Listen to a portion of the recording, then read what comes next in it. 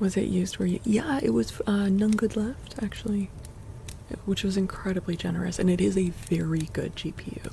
It is a very good one. It's, I don't know. I'm not sure. I'm not techie enough to know, like, what it is, you know. Hopefully they can give me more information. Hello, YouTube. Yes, yeah, 6900 XT, yeah. Yep. Okay. Yeah, and in like the new PC, it was all like, you know, like the drivers were all like reinstalled and everything. Like it. Anyway, should you hop over to YouTube or no? That would be amazing. If any of you are able to open up the stream on YouTube, it is incredibly helpful, you guys. We are currently, you know, working towards unlocking the YouTube Partner Program. And to do that, you need to hit a couple of metrics, one of which is subscription count. Of course, on YouTube, subs are the free one. And also watch hours. And so if you watch the stream live over there, that also counts for watch hours, as well as obviously watching videos after the fact. But watching them live still counts for watch hours. So it's a great way, if you're going to be here hanging out anyways, it's an amazing way to help me hit those goals. They're not very reliable these days. They're cranking them out like crazy to meet demand, and quality is slipping. Oh, damn. You did a 45-minute study session. Time for bed. Let's go, Jake. Well done. I hope you get a wonderful sleep and that the exam goes well.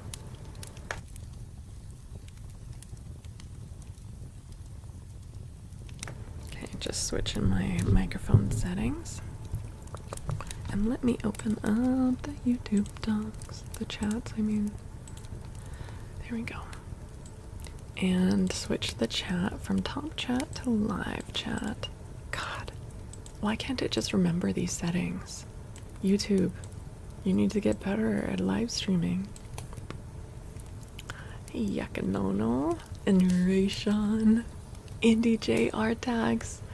And of course, DJ and Sean. Thank you guys for watching over there. Okay, yes, I need to pin that still.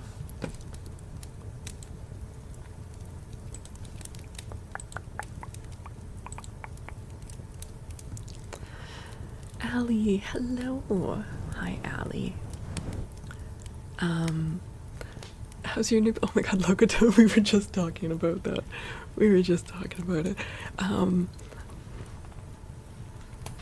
Okay, so, welcome guys. We are back to read more of The Mysterious Island, which I'm really excited about. We are live on Twitch and also on YouTube in both horizontal and vertical, whichever you prefer. I am so interested to see what happens next. Okay, so we will be starting with chapter 7 today. And, okay, at this point, 5 men and a dog got swept out overseas in a balloon for 5 days in a hurricane. They make it through the hurricane alive, but the balloon gets a little rip in it. They start losing altitude. They throw everything overboard, even cut the basket free, and 4 men make it to a tiny, tiny island. And the man who does not, they all kind of view him as their leader. So he's a big loss to them. Also, the dog is gone. So, some of them have given up hope that he survived. His servant has not. And, yet not the dog, I know. This tiny, tiny little island that they land on has absolutely nothing on it. No vegetation, it's just rocks. But in swimming distance is a larger piece of land. Is it an island? Is it a continent? They don't know. They swim over. A couple of the men go around trying to look for Cyrus, who's the man that they lost. So Spilett, the reporter, and Neb, which is Cyrus's servant, go looking for Cyrus. Meanwhile, Polcroft, is that right? Pencroft. And I don't know why I struggle with his name so much. I always want to say Pencroft with a T at the end, but it's not. There's no T. Ellie Crazy, oh my god, thank you for the resub. Thank you. How's it going? It's so good to see you.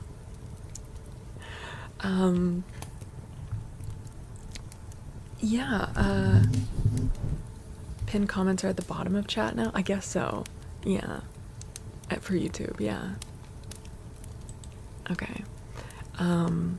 Pencroft, who is a sailor, is there with his kind of adoptive son, Herbert, who's a teenage boy, who was the son of Pencroft's previous captain, but the captain died, and so Pencroft took his son under his wing.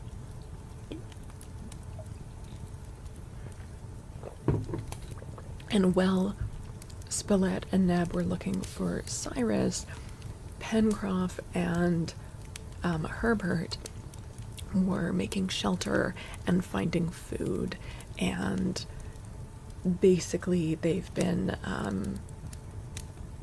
exploring a little bit, and you know, he's a sailor. He knows what it means to be shipwrecked. He knows that they might be there for years or the rest of their lives, so thinking very strategically about like food sources and water sources and shelter and such. What am I drinking? It's just flavored water. It's just water with Mio in it. Okay. All right. Now, if you would like, sorry about that, if you would like to read along with me, there is a comment pinned in both the YouTube chats, or if you're watching the VOD later, it's in the description box. And if you're in Twitch chat, at any point you can type !book and bring that up. Yeah, and as I said, we're starting with chapter 7. All right. Yes, and thank you so much to everyone watching on YouTube. You are helping me out a lot. Okay. A goblet of mystery liquid, indeed. Okay. Chapter 7. Gideon Spilett stood motionless upon the shore, his arms crossed, gazing on the sea, whose horizon was darkened towards the east by a huge black cloud mounting rapidly into the zenith. The wind, already strong, was freshening. The heavens had an angry look, and the first symptoms of a heavy blow were manifesting themselves. Herbert went into the chimneys, and Pencroft walked towards the reporter, who was too absorbed to notice his approach. "We will have a bad night, Mr. Spilett," said the sailor. "Wind and rain enough for Mother Carey's chickens." The reporter, turning and perceiving Pencroft, asked this question: "How far off from the shore do you think was the basket when it was struck by the sea that carried away our companion?" The sailor had not expected this question. He reflected an instant before answering. 2 cables' length or more." "How much is a cable's length?" demanded Spilett. "About 120 fathoms, or 600 feet. "Then," said the reporter, "Cyrus Smith would have disappeared not more than 1,200 feet from the shore?" "Not more than that." "And his dog, too?" "Yes." "What astonishes me," said the reporter, "admitting that our companion and Top have perished, is the fact that neither the body of the dog nor of his master has been cast upon the shore." "And that is not an "That is not astonishing with so heavy a sea," replied the sailor. "Moreover, it is quite possible that there are currents which have carried them farther up the coast." "Then it is really your opinion that our companion has been drowned?" asked once more the reporter. "That is my opinion." "And my opinion, Pencroff," said Spilett, "with all respect for your experience, is that in this absolute disappearance of both Cyrus and Top, living or dead, there is something inexplicable and incredible." "Well, I wish I could think as you do, sir," responded Pencroff, "but unhappily I cannot." "Does the reporter ever get a name?" "Yeah, Gideon Spilett." Yep. After thus speaking, the sailor returned to the Chimneys. A good fire was burning in the fireplace. Herbert had just thrown a fresh armful of wood, and its flames lit up the dark recesses of the corridor. Yeah, they're the same dude. No worries. Pencroff began at once to busy himself about dinner. It seemed expedient to provide something substantial, as all stood in need of nourishment, so 2 tetras were quickly plucked, spitted upon a stick, and placed to roast before a blazing fire. The couroucous were reserved for the next day. Hi, Ola. Hello. Welcome. At 7 o'clock, Neb was still absent, and Pencroff began to be alarmed about him. He feared that he might have met with some accident in this unknown land, or that the poor fellow had been drawn by despair to some rash act. Herbert, on the contrary, argued that Neb's absence was owing to some fresh discovery which had induced him to prolong his researches, and anything new must be to Cyrus Smith's advantage. Why had not Neb come back, if some hope was not detaining him? Perhaps he had found some sign or footprint which had put him upon the track. Perhaps at this moment he was following the trail. Perhaps already he was beside his master. Thus the lad spoke and reasoned, unchecked by his companions. The reporter nodded approval, but Pencroff thought it more probable that Neb, in his search, had pushed on so far that he had not been able to return.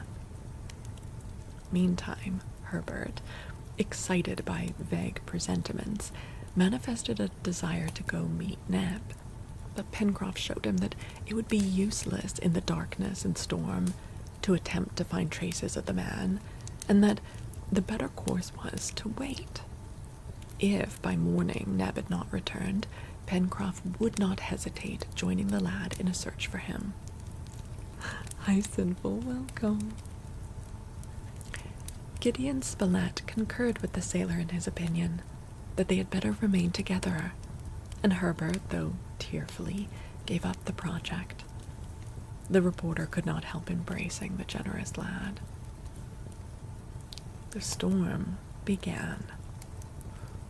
A furious gust of wind passed over the coast from the southeast. They heard the sea, which was out, roaring upon the reef. The whirlwind drove the rain in clouds along the shore. The sand, stirred up by the wind, mingled with the rain, and the air was filled with mineral as well as aqueous dust. Between the mouth of the river and the cliff's face, the wind whirled about, as in a maelstrom, and finding no other outlet than the narrow valley through which ran the stream, it rushed through this with irresistible violence. Often, too, the smoke from the chimney, driven back down its narrow vent, filled the corridors and rendered them uninhabitable. Therefore, when the tetras were cooked, Pencroff let the fire smolder, only preserving some clear embers among the ashes. At 8 o'clock, Neb had not returned. but they could not help admitting that now the tempest alone was sufficient to account for his non-appearance, and that probably he had sought refuge in some cavern, waiting the end of the storm, or at least daybreak. As to going to meet him under present circumstances, that was simply impossible. The birds were all they had for supper, but the party found them excellent eating. Pencroff and Herbert, their appetite sharpened by their long walk, devoured them. Then each one retired to his corner, and Herbert, lying beside the sailor, extended before the fireplace, was soon asleep. Outside, as the night advanced, the storm developed formidable proportions. It was a hurricane equal to that which had carried the prisoners from Richmond. Such tempests, pregnant with catastrophes, spreading terror over a vast area, their fury withstood by no obstacle, are frequent during the equinox. We can understand how a coast facing the east and exposed to the full fury of the storm was attacked with a violence perfectly indescribable. Happily, the heap of rocks forming the chimneys was composed of solid, enormous blocks of granite, though some of them, imperfectly balanced, seemed to tremble upon their foundations. Pencroff, placing his hand against the walls, could feel their rapid vibrations, but he said to himself, with reason, that there was no real danger, and that the improvised retreat would not tumble about their ears. Nevertheless, he heard the sound of rocks, torn from the top of the plateau by the gusts, crashing upon the shore, and some, falling perpendicularly, struck the chimneys and flew off into fragments. Twice the sailor rose and went to the opening of the corridor to look abroad, but there was no danger from these inconsiderable showers of stones, and he returned to his place before the fire, where the embers glowed among the ashes. In spite of the fury and fracas of the tempest, Herbert slept profoundly, and at length sleep took possession of Pencroff, whose sailor life had accustomed him to such demonstrations. Gideon Spilett, who was kept awake by anxiety, reproached himself for not having accompanied Neb. We have seen that he had not given up all hope, and the presentiments which had disturbed Herbert had affected him also. His thoughts were fixed upon Neb. Why had not the man returned? He tossed about on his sandy couch, unheeding the warfare of the elements. Then, overcome by fatigue, he would close his eyes for an instant, only to be awakened by some sudden thought. Oh, Ash, thank you for watching on YouTube. I really appreciate it.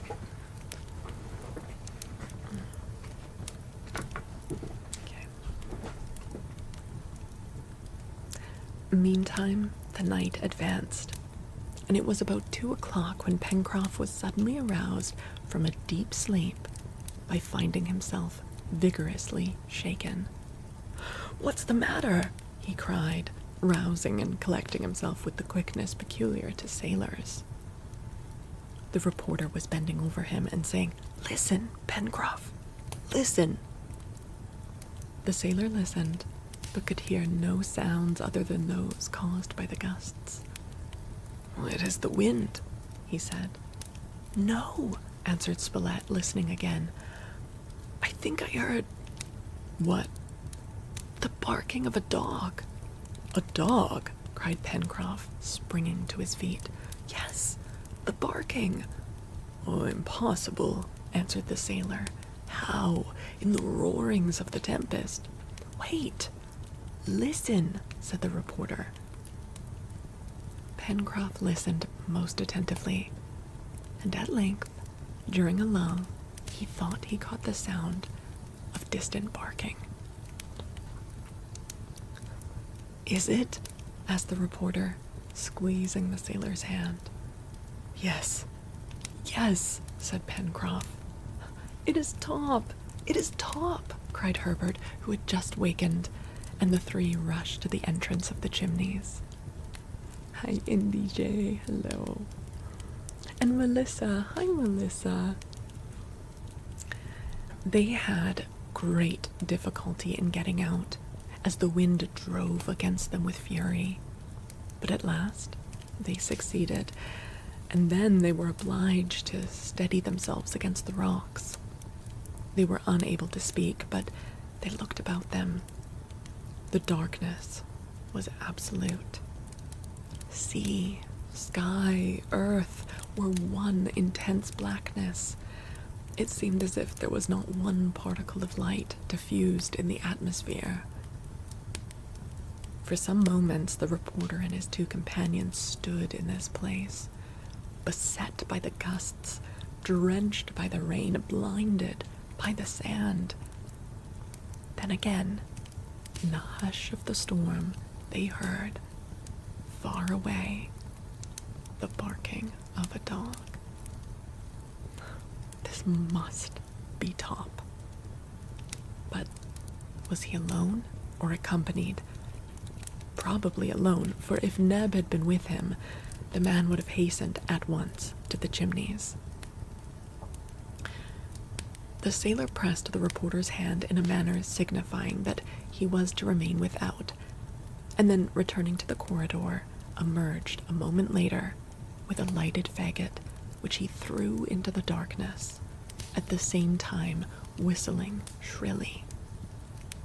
At this signal, which seemed to have been looked for, the answering barks came nearer. And soon,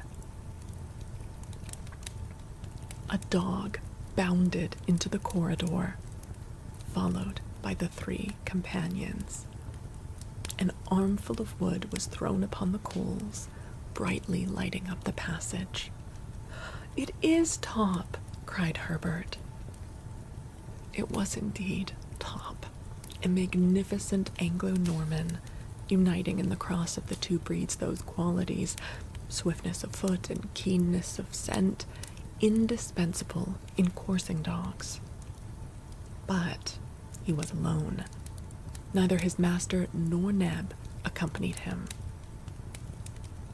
It seemed inexplicable how, through the darkness and storm, the dog's instinct had directed him to the chimneys, a place he was unacquainted with.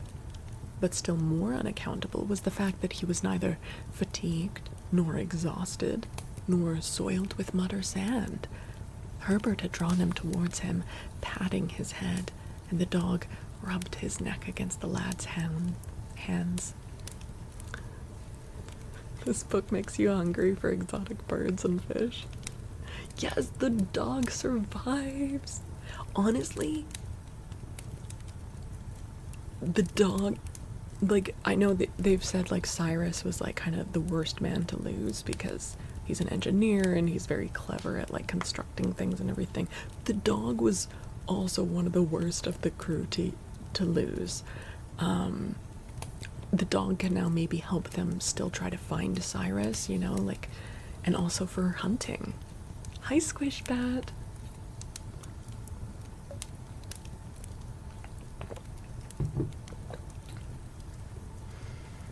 Okay. If the dog is found, the master will be found also, said the reporter. God grant it, responded Herbert. Come, let us set out. Top will guide us. Pencroff made no objection. He saw that the dog's cunning had disproved his conjectures.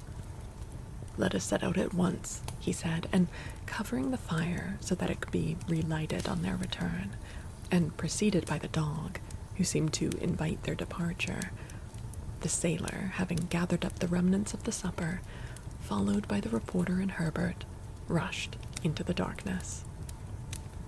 You hope they don't eat I don't think they'll have any need to eat the dog. Between all the birds and fish and shellfish, like, they might not have the variety of food that they want, but just in terms of calories, they seem okay. The tempest, then in all its violence, was perhaps at its maximum intensity. The new moon had not sufficient light to pierce the clouds. It was difficult to follow a straight course. The better way, therefore, was to trust to the instinct of Top, which was done.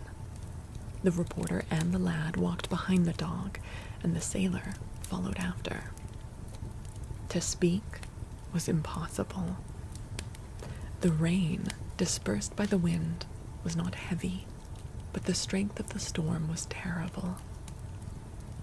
Fortunately, as it came from the southeast, the wind was at the back of the party, and the sand, hurled from behind, did not prevent their march. Indeed, they were often blown along so rapidly as nearly to be overthrown, but they were sustained by a great hope. This time, at least, they were not wandering at random. They felt no doubt that Neb had found his master and had sent the faithful dog to them. But was the engineer living, or had Neb summoned his companions only to render the last services to the dead? After having passed the smooth face of rock, which they carefully avoided, the party stopped to take breath.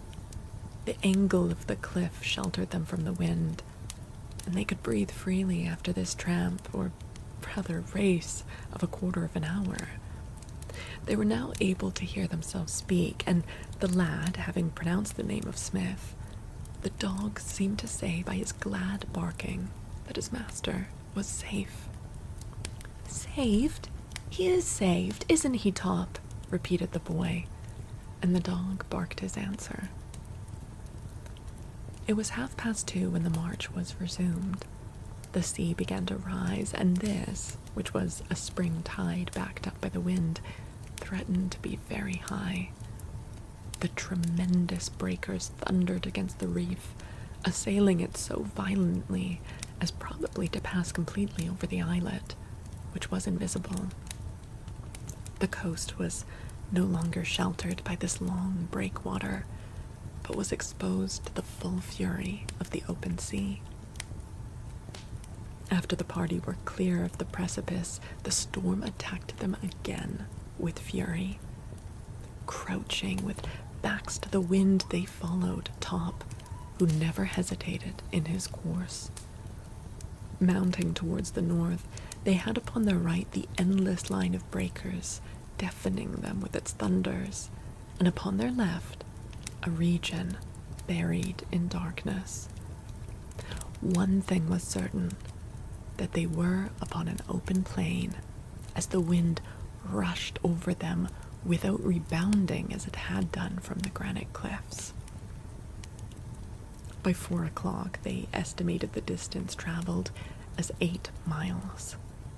The clouds had risen a little, and the wind was drier and colder. Insufficiently clad, the 3 companions suffered cruelly, but no murmur passed their lips. They were determined to follow Top wherever he wished to lead them. Towards 5 o'clock, the day began to break.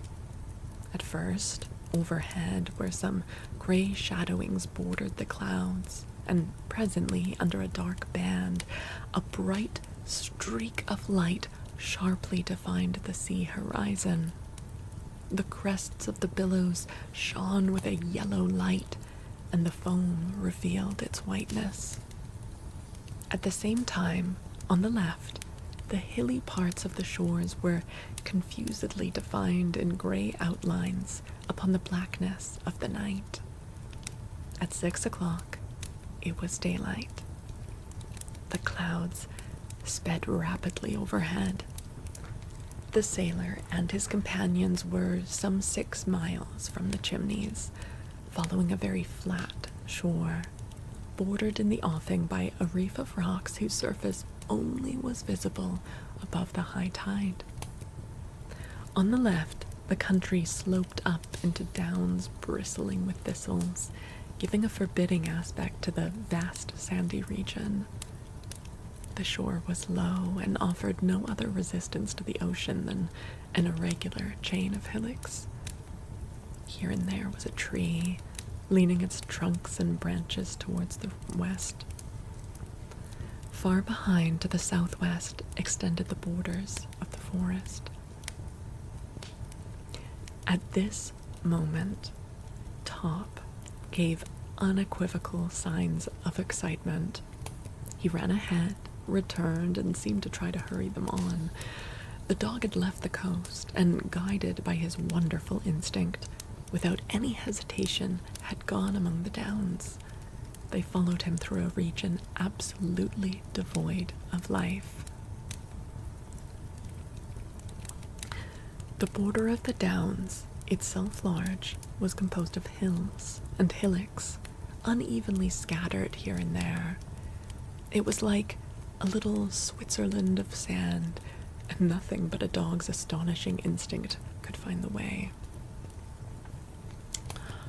Raiders, hi Atomic Zombie, welcome in, you guys. Also, hi Bea and Hayden, hello, good to see you guys. Atomic Zombie, how was your stream tonight? What were you guys getting up to? We are in chapter 7 of The Mysterious Island, and they have found the dog that went missing at sea, and they're currently out in the middle of a hurricane, basically, hoping that the dog will lead them to their companion that they lost. Pretty stressful. But welcome in. Yeah, you guys, make sure you are dropping a follow for Atomic Zombie. Wait, have I not dropped you? What the heck? I'm so sorry, that's my bad. Sometimes I get so distracted during raids and I forget to do it. Okay, well, now I followed you. Jesus. I'm sorry. Atomic Zombie, thank you so much for coming in. Make yourselves cozy. We will be probably reading a couple more chapters after this one, so yeah. Okay.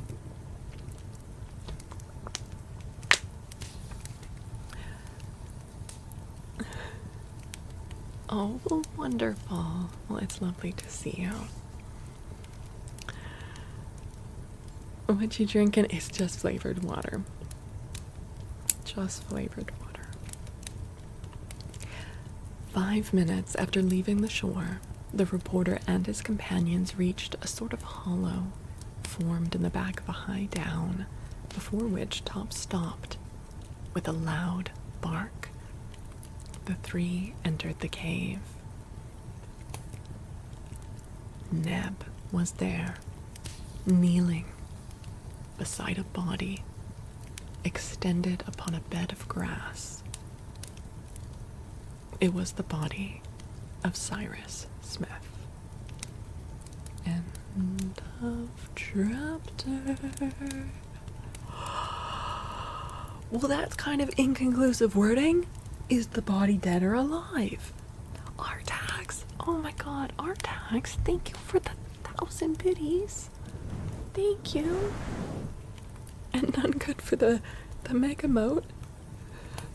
Thank you. Yeah, what a cliffhanger of a chapter. Also, Top is best boy. Damn. Well done, doggo. Okay. Let's jump into the next, because we need to know. We need to know. Yeah. Oh, were you not with us for Journey to the Center of the Earth, Artax?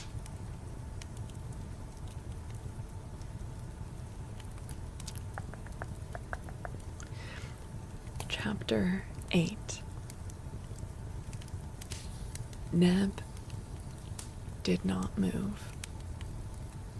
The sailor uttered one word. "Living!" he cried. Neb did not answer. Spilett and Pencroft turned pale.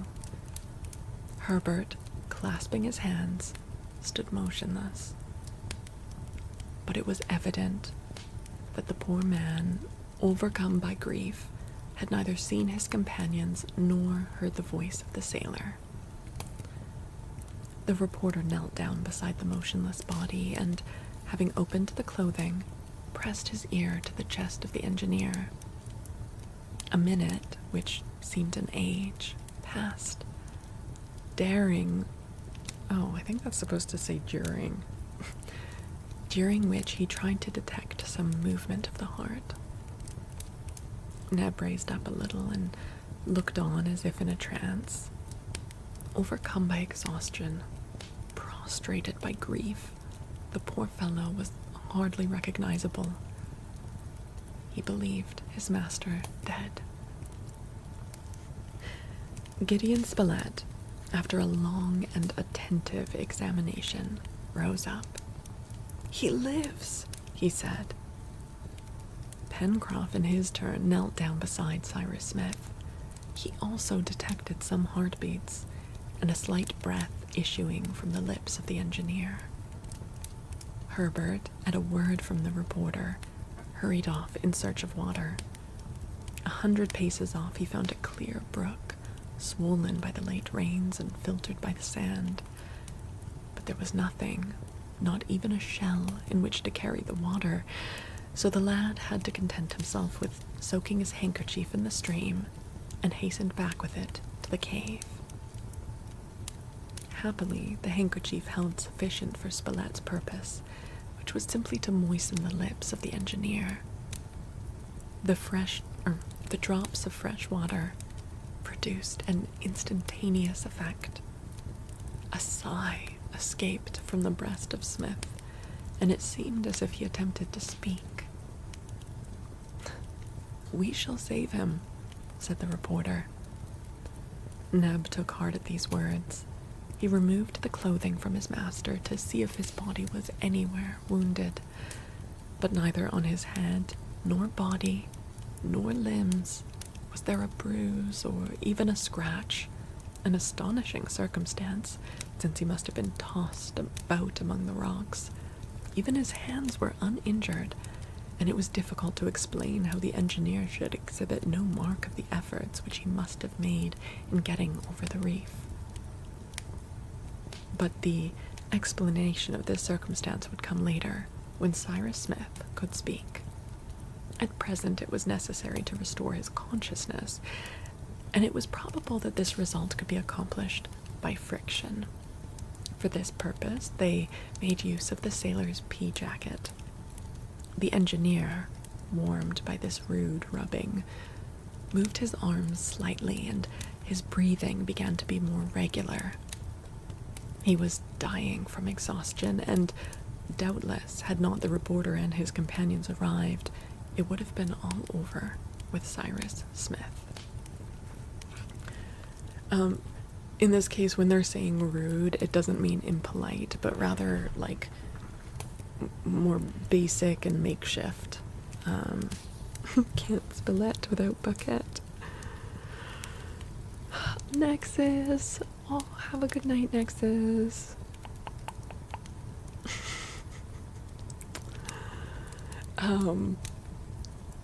No, like PEA, like a pea coat. I don't know. Do you think a pea jacket at this time that a sailor wore would be similar to what we call pea coats? And like pea coats, at least modern day pea coats, are typically woolen, right? So a woolen jacket.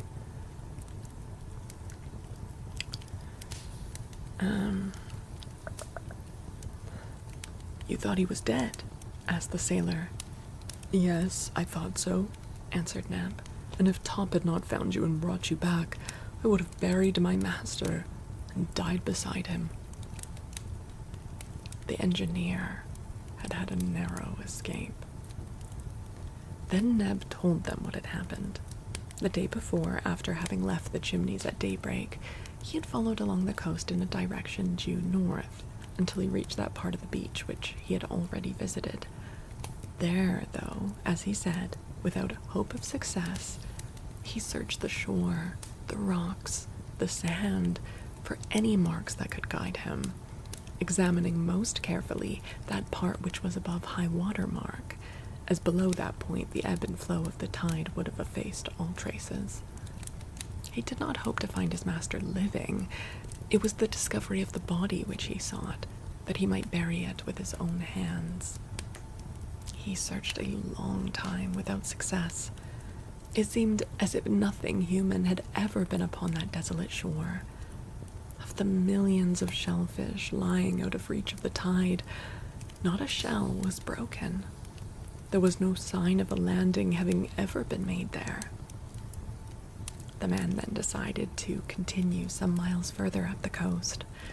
It was possible that the currents had carried the body to some distant point, for Neb knew that a corpse, floating a little distance from a low shore, was almost certain, sooner or later, to be thrown upon the strand, and he was desirous to look upon his master one last time. I followed the shore 2 miles further, looking at it low and high water, hardly hoping to find anything, when yesterday evening, about 5 o'clock, I discovered footprints upon the sand. Footprints, cried Pencroff. Yes, sir, replied Neb. And did they begin at the water? Oh no, wait, this is the reporter. And did they begin at the water? I feel like I don't have enough of a difference between Pencroff and Spilett's voices. I'm trying to do Spilett's voice higher, but I'm not sure if they're distinguishable enough.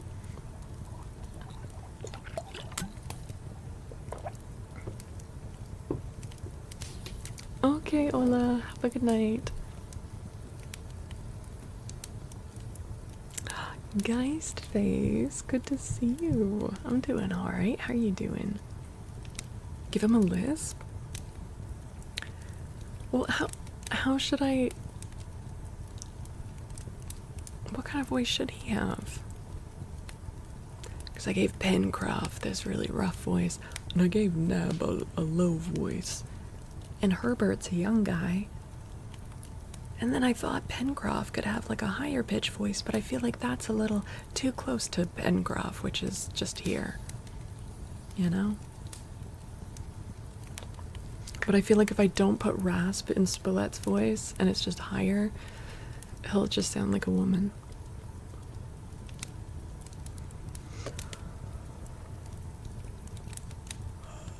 Yawn. Make one Irish. Well, they're all American. Geist face, what the heck? Oh my goodness, Geist. Thank you for the resub. Thank you. Yeah, no, they were all involved in the American Civil War. I mean, I don't know if Spilett, that doesn't sound like an Irish name, but, you know, theoretically, he could be Irish American, but, yeah, I don't do accents, because I'm terrible at them.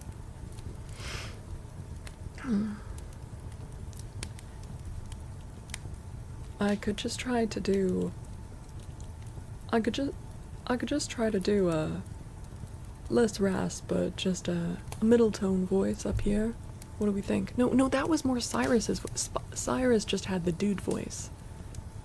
Van Helsing is an old man voice. This dude's like 40.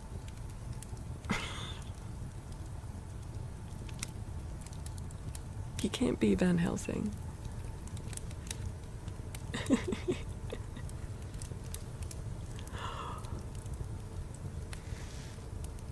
No, I think I do okay voices. I just can't do accurate accents.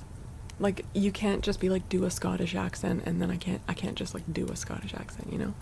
According to Nancy Drew, 40 is ancient. Yeah, older than the Spinster twins. Oh, yeah. Just some elderly men here. No, you don't understand. It's only elderly if you're a woman. 40-year-old man, you're just in your prime. 40-year-old woman might as well be dead. If you're unmarried. It was not. I appreciate that, Artax, but it definitely was not. Okay, well...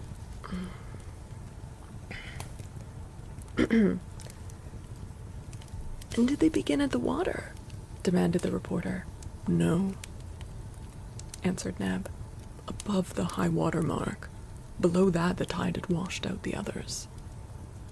Go on, Neb, said Spilett. But I feel like I'm making Spilett so like, hi, I'm Spilett. Like, I feel like I'm giving him intonations that don't necessarily fit his character, just because I'm kind of forced to in that voice. I don't know, maybe I'll just give him a more normal range voice. Because I feel like I'm doing his character a disservice. He sounds too, like, enthusiastic about everything. Wow, you saw footprints? Mr. Deeb, I've been yawning. I don't know why.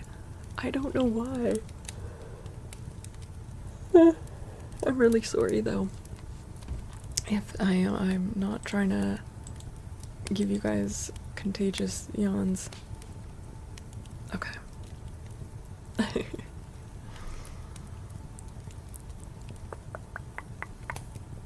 Oh, really, Artax? Hell yeah. You're sleepy too? Yeah, it's tactical yawning to make you guys yawn, so that then you're sleepy and you'll go to sleep. I'm sorry, Mr. Deeb. I'm sorry. I've infected you. Okay.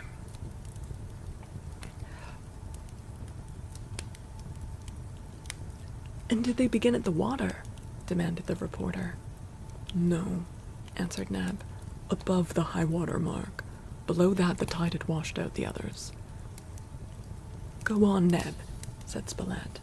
The sight of these footprints made me wild with joy. They were very plain, and went towards the downs. I followed them for a quarter of an hour, running so as not to tread on them. 5 minutes later, as it was growing dark, I heard a dog bark. It was Top, and he brought me here to my master. Neb finished his recital by telling of his grief at the discovery of the inanimate body. He had tried to discover some signs of life still remaining in it, but all his efforts were in vain. There was nothing, therefore, to do but to perform the last offices to him whom he had loved so well. Then he thought of his companions. They too would wish to look once more upon their comrade. Top was there. Could he not rely upon the sagacity of that faithful animal? So, having pronounced several times the name of the reporter, who, of all the engineer's companions, was best known by Top, and having at the same time motioned towards the south, the dog bounded off in the direction indicated. We have seen how, guided by an almost supernatural instinct, the dog had arrived at the chimneys. Neb's companions listened to his story with the greatest attention. How the engineer had been able to reach this cave in the midst of the downs, more than a mile from the beach, was as inexplicable as was his escape from the waves and rocks without a scratch. So you, Neb, said the reporter, did not bring your master to this place? No, it was not I, answered Neb. We certainly could not have come alone, said Pencroff. But he must have done it, though it does not seem credible, said the reporter. They must wait for the solution of the mystery until the engineer could speak. Fortunately, the rubbing had re-established the circulation of the blood, and life was returning.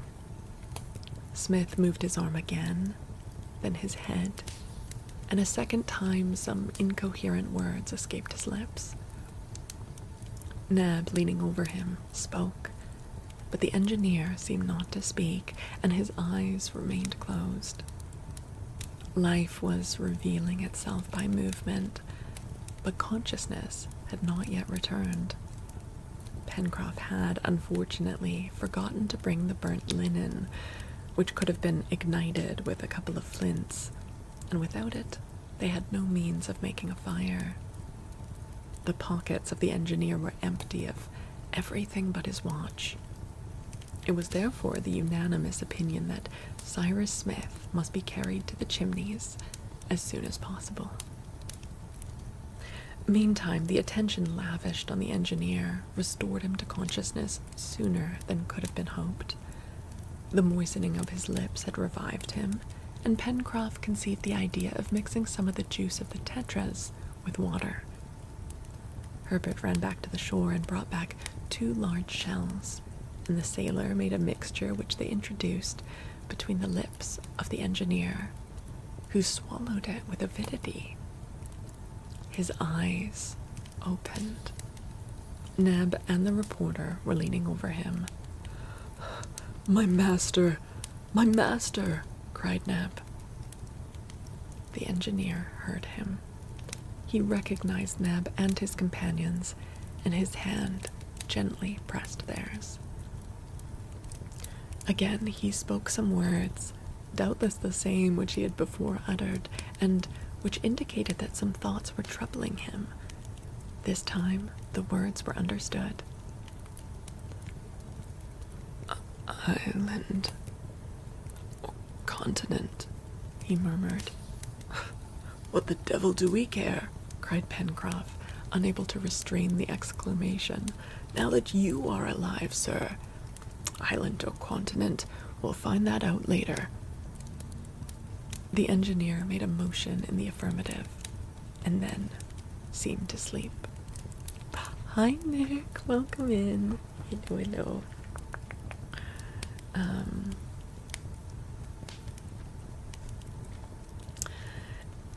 Taking care not to disturb him, the reporter set to work to provide the most comfortable means of moving him. Neb, Herbert, and Pencroff left the cave and went towards a high down on which were some gnarled trees. On the way, the sailor kept repeating, "Island or continent? To think of that at his last gasp!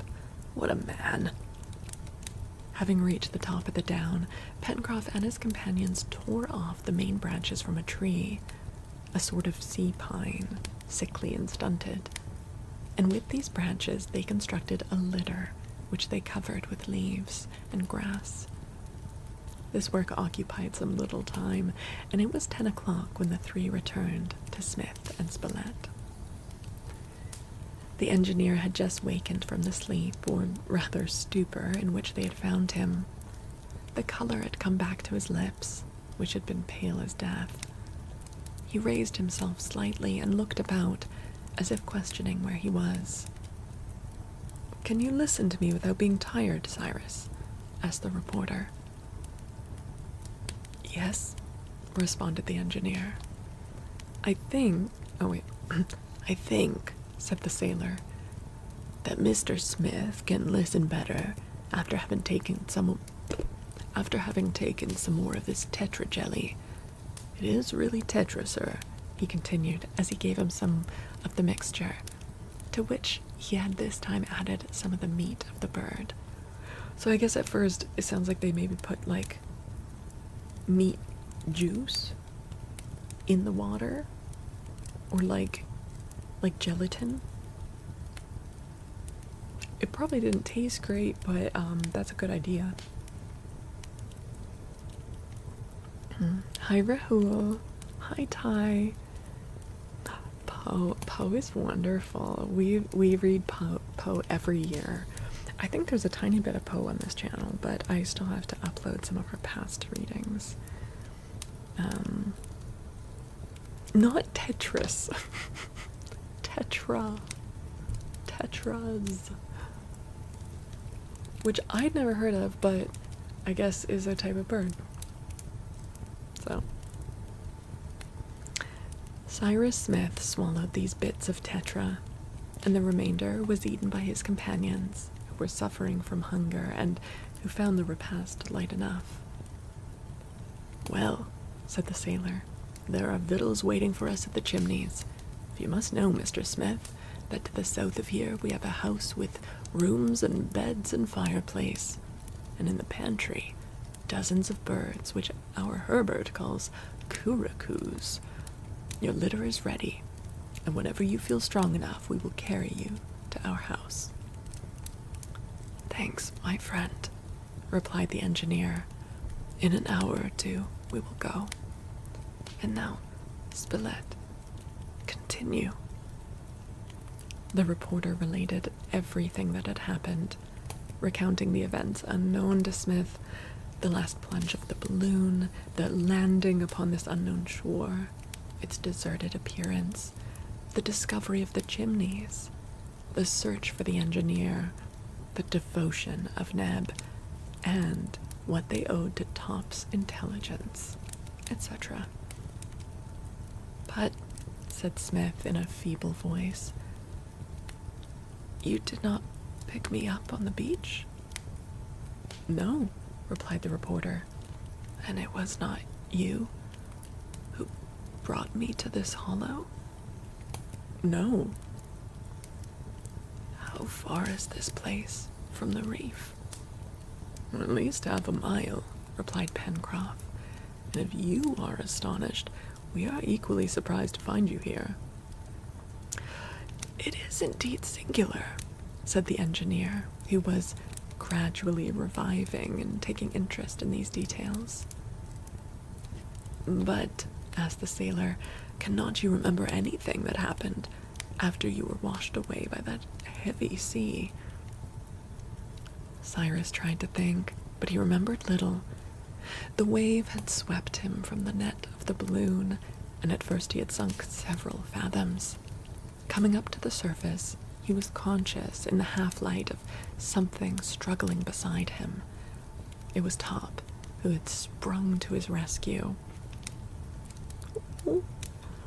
Looking up, he could see nothing of the balloon, which, lightened by his and the dog's weight, had sped away like an arrow.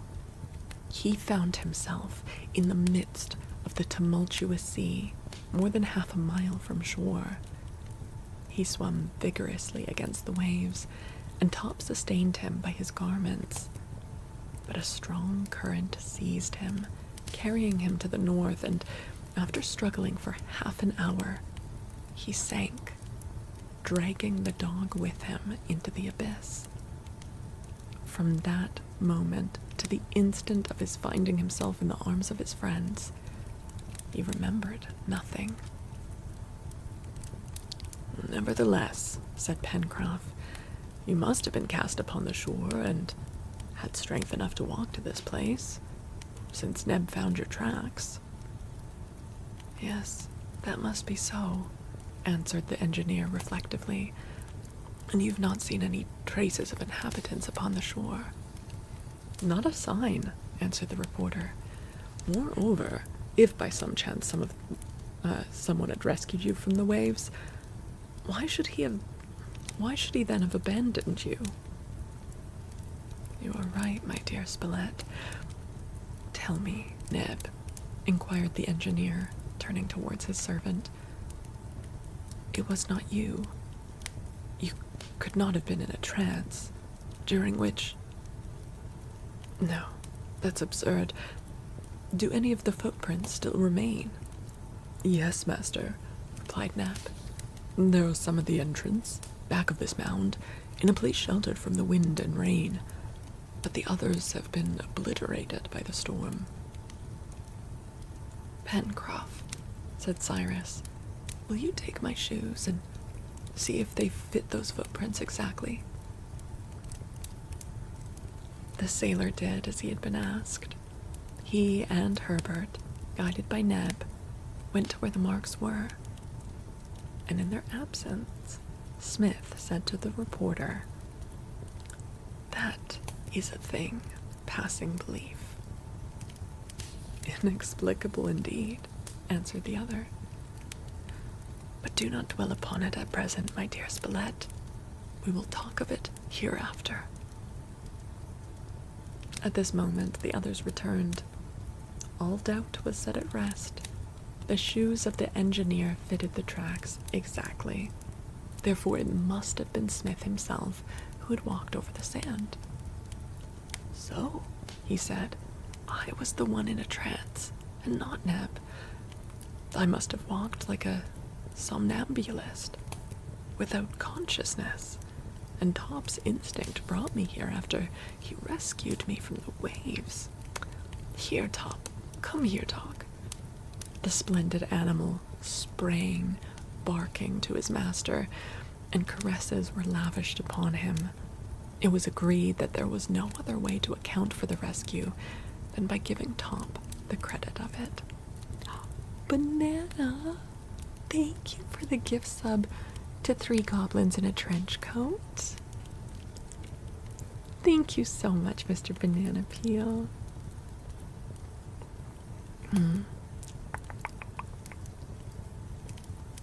Yes, the dog is alive.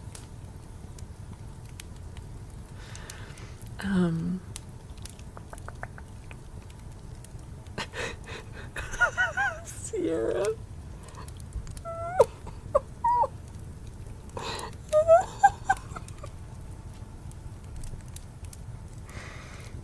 It's okay. You got one at random. They're not all about buttholes, don't worry.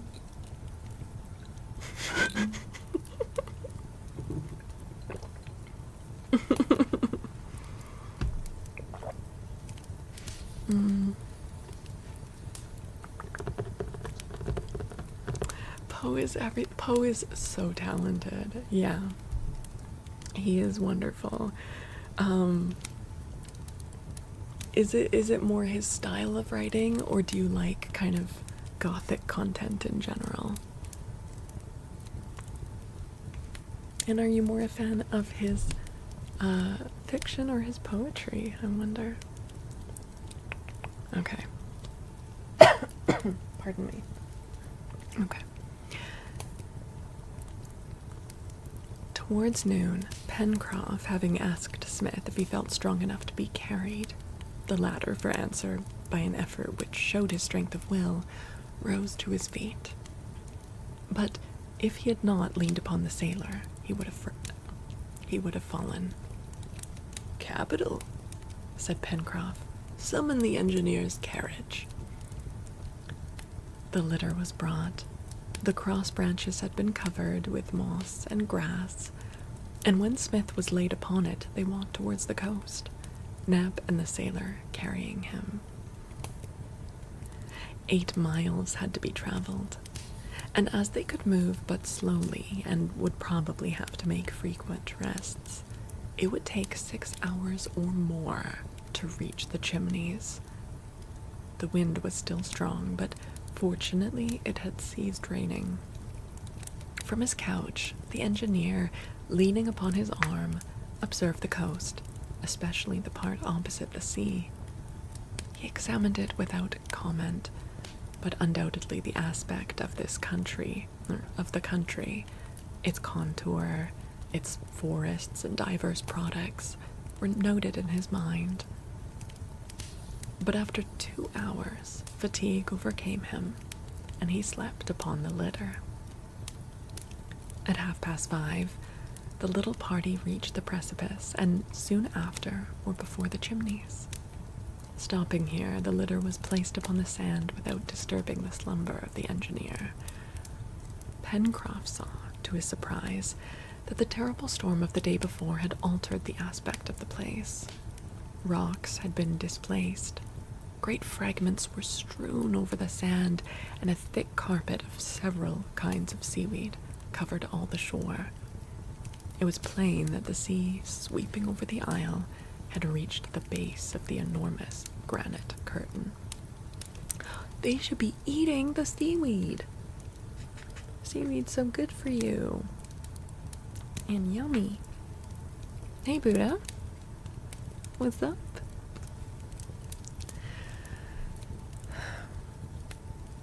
How's my back? It's okay. It's alright, you know. It's my back. They ignore you? Okay, that was cute. That was cute, Hex. Before the entrance to the chimneys, the ground had been violently torn up by the action of the waves. Pencroff, seized with a sudden fear, rushed into the corridor.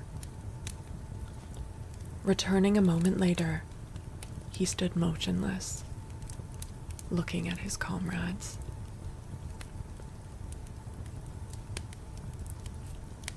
The fire had been extinguished.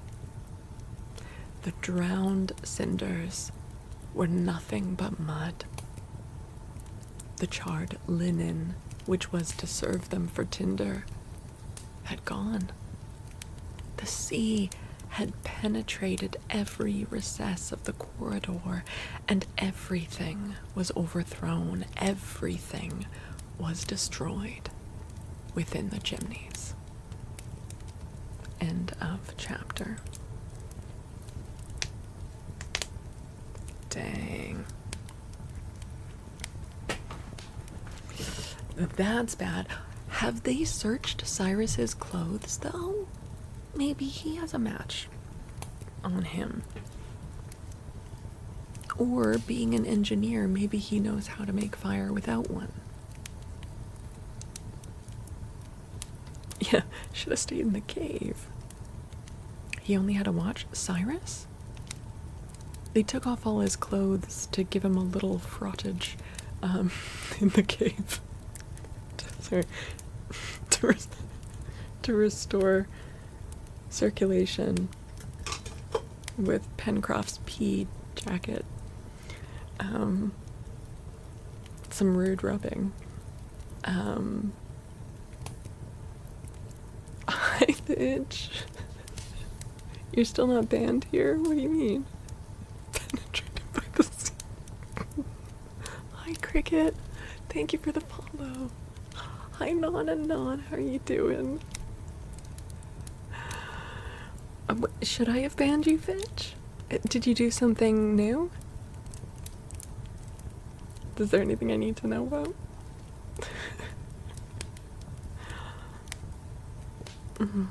Okay. I would like to read one more chapter. They got to know him really well. They did. They did. Okay. You're just late? Oh, yeah, but you... First off, you're allowed to be. And second of all, you let me know.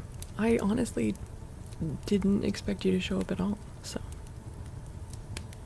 You touched your eye with taki dust? No. Oh no. Go flush it with water. Lots of water.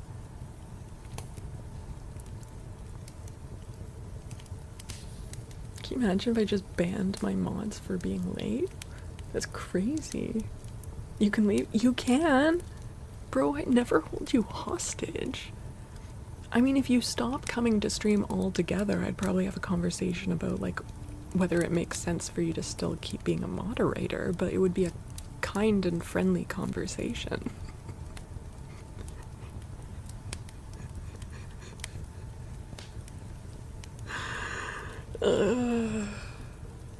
Jane hasn't been here. Her promotion was a ban. I keep holding out. Yeah, see, I don't even ban my mods when they don't show up.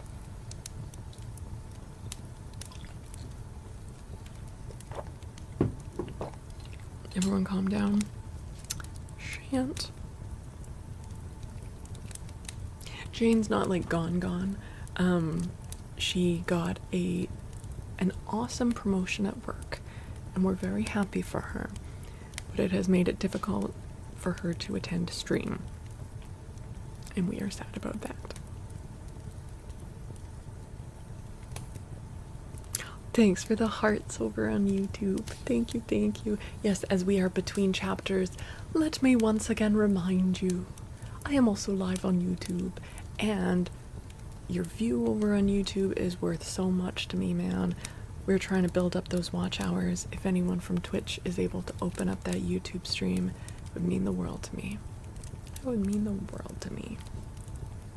And of course, if you have not already subbed there, make sure to sub. That would be great. Okay, let's read. Actually, I'm gonna stretch first, and then we're gonna read one more chapter. Okay, one more chapter. Because we seem to be kind of on a little routine. We read 3 chapters each for the last couple streams. Let's get a 3rd chapter in. Thank you, Sean. Artax! What the heck? Thank you for another 1,000 biddies. Holy heck. Thank you, Artax. Thank you, thank you, thank you. Man. Jane doesn't love us. Jane, I know, would love to be here. This book, what brings you to it? Well, Ty, sometimes we just choose books at random, to be honest. We read a couple of Jules Verne books in the past, so even though this YouTube channel has not been going for very long, I've been reading books over on Twitch for about 3.5 years, and apparently we read Jules Verne back in 2023, which is, I thought it was at least 2024, but anyways, apparently it was quite a while ago. And we read 20,000 Leagues and Journey to the Center of the Earth. And I remember when we read 20,000 Leagues, I knew that The Mysterious Island was kind of a sequel to it. I don't know exactly, apparently it's a very loose sequel, but anyways, I meant to follow up with The Mysterious Island a lot sooner, but you know, one book came up after another, and anyways, I just kind of remembered it, and I was like, oh yeah, let's read it. Let's read it.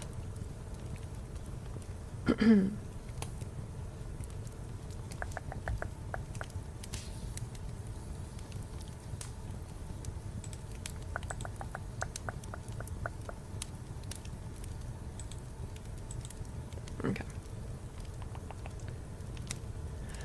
Oh, you weren't even here for it. Yeah. Okay. Let's read one more chapter. Okay. So again, if you are wanting to follow along, we are reading chapter 9. In a few words, the others were informed of what had happened. This accident, which portended serious results, at least Pencroff foresaw such, affected each one differently. Neb, overjoyed in having recovered his master, did not listen or did not wish to think of what Pencroff had said. Herbert shared in a measure the apprehensions of the sailor. As to the reporter, he simply answered, "Upon my word, Pencroff, I don't think it matters much. But I tell you again, we have no fire. Pshaw! Nor any means of lighting one. Absurd! But Mr. Spilett, is not Cyrus here?" asked the reporter. "Isn't he alive? He will know well enough how to make fire." "And with what?" "With nothing." What could Pencroff answer? He had nothing to say, as in his heart he shared his companion's confidence in Cyrus Smith's ability. To them, the engineer was a microcosm, a compound of all science and all knowledge. They were better off on a desert island with Cyrus than without him in the busiest city of the Union. With him, they could want for nothing. With him, they would have no fear. Okay, you guys are putting a lot on this guy. Like, I'm sure he's smart and clever and skilled, but like, that's a lot of pressure for this poor guy. If they had been oh my god, okay. If they had been told that a volcanic eruption would overwhelm the land, sinking it into the depths of the Pacific, the imperturbable answer of these brave men would have been, "Have we not Cyrus?" What's bro gonna do? Stop the volcano? Like, Let him rest, damn. Meantime, the engineer had sunk into a lethargy, the result of the journey, and his help could not be asked for just then. The supper, therefore, would be very meager. All the tetras had been eaten, there was no way to cook other birds, and finally, the curricues, which had been reserved, had disappeared. Something, therefore, must be done. First of all, Cyrus Smith was carried into the main corridor. There they were able to make for him a couch of seaweeds, and doubtless the deep sleep in which he was plunged would strengthen him more than abundant nourishment. With night, the temperature, which the northwest wind had raised, again became very cold, and as the sea had washed away the partitions which Pencroff had constructed, draughts of air made the place scarcely habitable. The engineer would, therefore, have been in a bad plight if his companions had not covered him with clothing which they took from themselves. The supper this evening consisted of the inevitable lithodomes, an ample supply of which Herbert and Neb had gathered from the beach. To these the lad had added a quantity of edible seaweed, which clung to the high rocks and were only washed by the highest tides. These seaweeds, belonging to the family of Fucaceae, Fucaceae.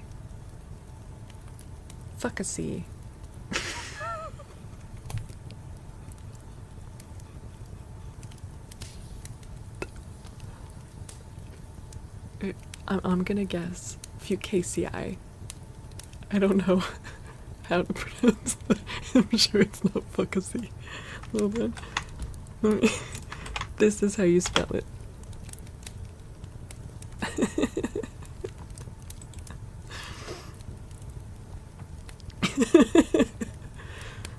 Yep. Okay. Oh, welcome back, Mr. Deep. Wanted to thank you for dedicating your time to doing this for people all the time. It's very cool of you. Personally, don't listen to book readings, but I pop in from time to time for the calm energy. Thank you. That's so kind, Mr. Deep. There are definitely people that are not here as much for the story, but just, you know, they like having kind of, you know, people for decades have liked to leave like the TV on in the background, just like having a nice calming voice in the background. So I'm totally fine with that. If that's your prerogative, I'm fine with that. If you're excited about the story itself, I'm also excited about that. That's great too. Hi, Trace. Aw, thank you, Trace. You lost your eye to the taki dust, but you were given a slice of tiramisu. Well, Minnesota girl. Sounds like it all came out okay in the end then. I don't know. I'm gonna go with Fucaceae. Okay. But I don't know if that's the correct pronunciation. Okay. But now I really want some seaweed to munch on. Damn. Stream's been going well, Debreen. Good fellow. You're not background TV. You are the heroine and narrator of my dreams. Good fellow. Well, thank you. I'm glad you enjoy it. Damn. But could I stop a volcano? Look, I'm no Cyrus Smith, that's for sure. Alright.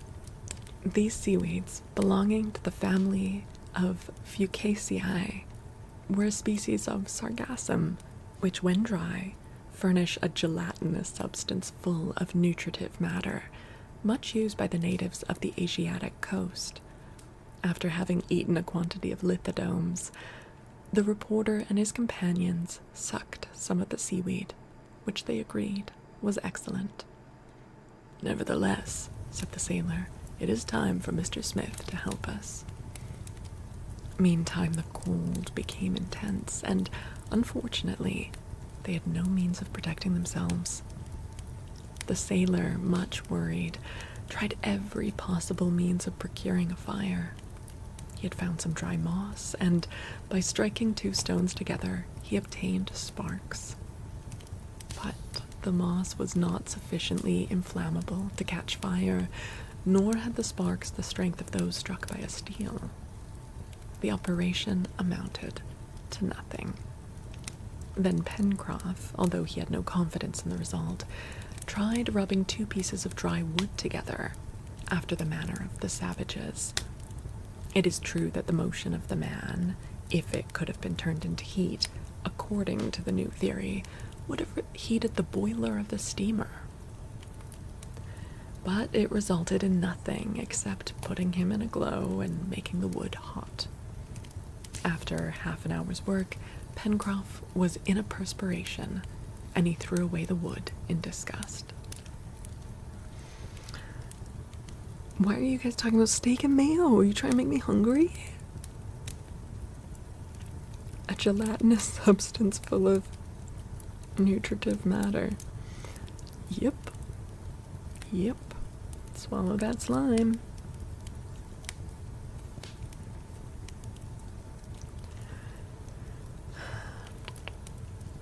You said you picked this book just because you could, basically. Well, Ty, the other thing that goes into picking is that I like to kind of stagger different genres. So, like, I have quite a soft spot for, like, weird old children's fantasy. We are making our way through the Wizard of Oz series. They're really fucked up. But I don't read 2 of them back to back. You know, I like to kind of stagger the vibes of the book a little bit. Occasionally I will be led by, like, if there is buzz going on. Like, we recently read the Odyssey, and that's because there was all this hype and conversation about it because of the new Odyssey movie coming out. But overall, you know, or sometimes, like, people will ask for a certain book, but there are so many books that we can read, and there's so many that I want to read, and so yeah, mind, like, that are books that I want to read, and sometimes I let chat vote, you know, like, it just, yeah. It's more that this one had been on our to-read list, and then we forgot about it for a while, and then I remembered it. So, now we're reading it. Okay. I'm also remembering from 20,000 Leagues that Verne has a habit of using the word savages, so I you know, that is not a great word to be using. I stood her in a doorway and she became Dorothy. Shut up, bitch.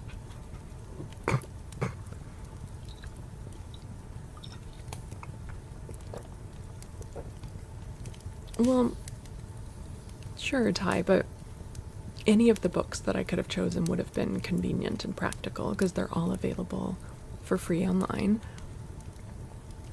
And I don't think this book is improper or immoral outside of having some outdated language that is no longer politically correct. Yeah. But I don't think that really went into... Yes, I want to read Monte Cristo this year for sure. Yeah. Ugh. Yes, because I love Dumbass. I really do like Dumas. I'd like to read more of his stuff. Okay. What the hell, dweeb? What? Dweeb? Who's been teaching you this shit?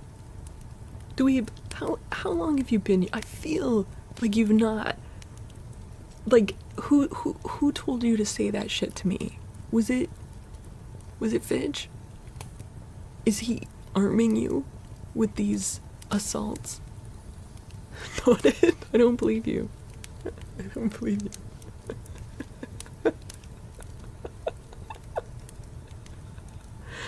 Okay. The people just know the lore. Damn it. Okay, you guys, focus. This is really important. They don't have fire. They don't have fire.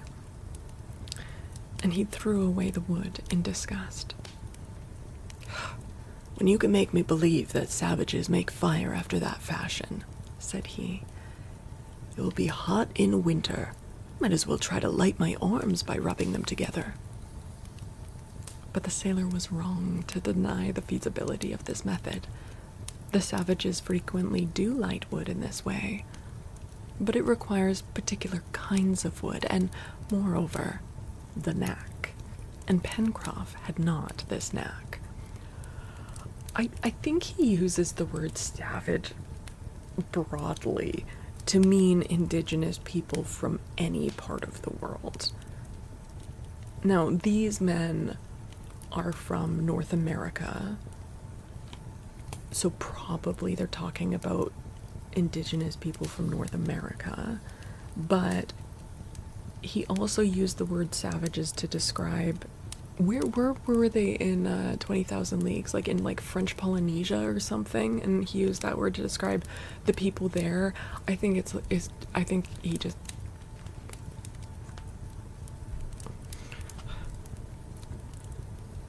the unabridged, of course, unabridged. We read the unabridged Three Musketeers and it was awesome. It did take a long time though, but it was awesome. Okay. You believe it was original dreams and definitely unabridged. Okay. Pencroff's ill humor did not last long. The bits of wood which he had thrown away had been picked up by Herbert, who exerted himself to rub them well. The strong sailor could not help laughing at the boy's weak efforts to accomplish what he had failed in. "Rub away, my boy! Rub hard!" he cried. "I am rubbing them," answered Herbert, laughing, "but only to take my turn at getting warm, instead of sitting here shivering. And pretty soon I will be as hot as you are, Pencroff." Stop it, guys. Don't. "Pretty soon I will be as hot as you are, Pencroff." This was the case. Stop it, guys. This was the case, and though it was necessary for this knight to give up trying to make a fire, Spilett, stretching himself upon the sand in one of the passages, repeated for the 20th time that Smith could not be baffled by such a trifle. The others followed his example, and Top slept at the feet of his master. The next day, the 28th of March, when the engineer awoke about 8 o'clock, he saw his companions beside him, watching, and, as on the day before, his first words were, "Island or continent?" It was his one thought. "Well, Mr. Smith," answered Pencroff, "we don't know yet, or we don't know. You haven't found out yet. But we will," affirmed Pencroff, "when you are able to guide us in this country." "I believe I'm able to do that now," answered the engineer, who, without much effort, rose up and stood erect. "That is good," exclaimed the sailor. "I am dying of hunger," responded Smith. "Give me some food, my friend, and I will feel better. You've fire, haven't you?" Stop it, you guys.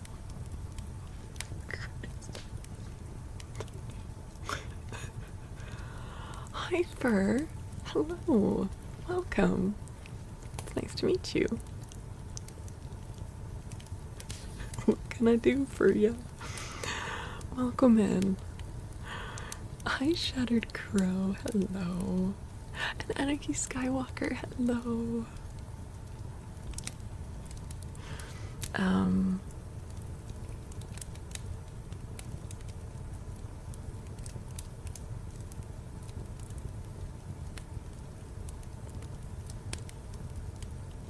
Trace, you can't read, but this is the next best thing. Well, I am glad that I can read for you.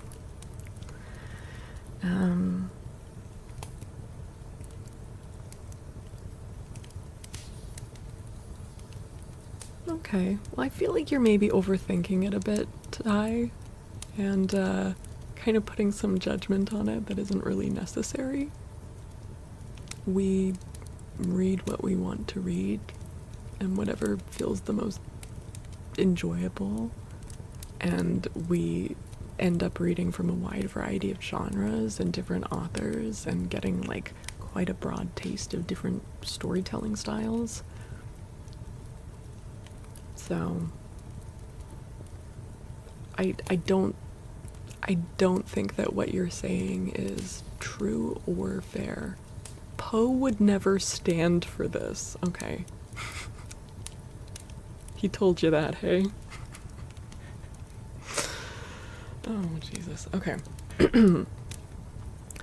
This question met with no immediate answer, but after some moments, the sailor said, "No, sir. We have no fire. At least, not now." And he related what had happened the day before. He amused the engineer by recounting the history of their solitary match and their fruitless efforts to procure fire like the savages. "We will think about it," answered the engineer. "And if we cannot find something like tinder—" "Well," answered the sailor, "well, we will make matches." "Friction matches? Friction matches?" "It's no more difficult than that," cried the reporter, slapping the sailor on the shoulder. The latter did not see that it would be easy, but he said nothing, and all went out of doors. The day was beautiful. A bright sun was rising above the sea horizon, its rays sparkling and glistening on the granite wall. After having cast a quick look about him, the engineer seated himself upon a rock. Herbert offered him some handfuls of mussels and seaweed, saying, "It's all that we have, Mr. Smith." "Thank you, my boy," answered he. "It is enough, for this morning at least." And he ate with appetite this scanty meal, washing it down with water brought from the river in a large shell. His companions looked on without speaking. Then, after having satisfied himself, he crossed his arms and said, "Then, my friends, you do not yet know whether we have been thrown upon an island or a continent?" "No, sir," answered Herbert. "We will find out tomorrow," said the engineer. "Until then, there is nothing to do."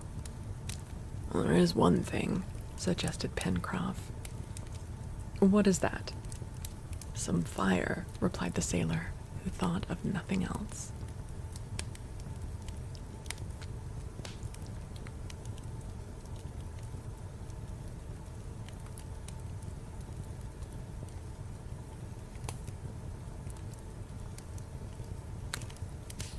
That's so inaccurate, Ty, but I'm not going to pause reading to have that whole conversation, but that is not true. Okay.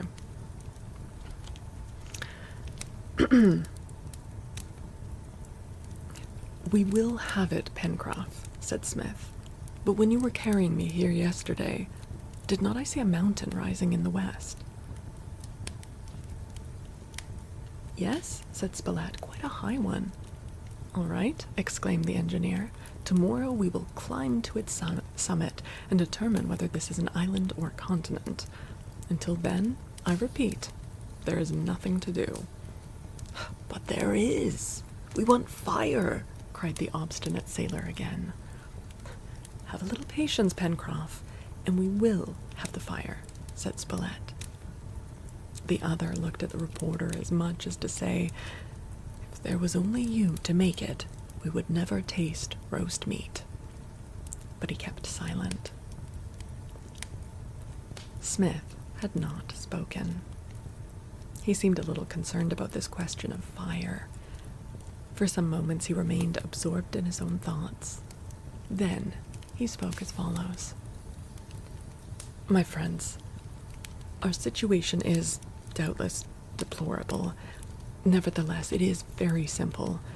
Either we are upon a continent, and in that case, at the expense of greater or less fatigue, we will reach some inhabited place, or else we're on an island, In the latter case, it is one of two things.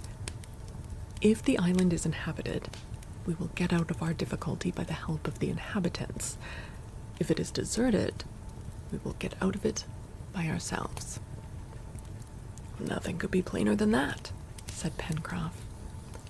But, asked Spilett, whether it is a continent or an island, whereabouts do you think this storm has thrown us, Cyrus? In truth, I cannot say, replied the engineer, but the probability is that we are somewhere in the Pacific. When we left Richmond, the wind was northeast, and its very violence proves that its direction did not vary much. Supposing it unchanged, we crossed North and South Carolina, Georgia, the Gulf of Mexico, and the narrow part of Mexico, and a portion of the Pacific Ocean.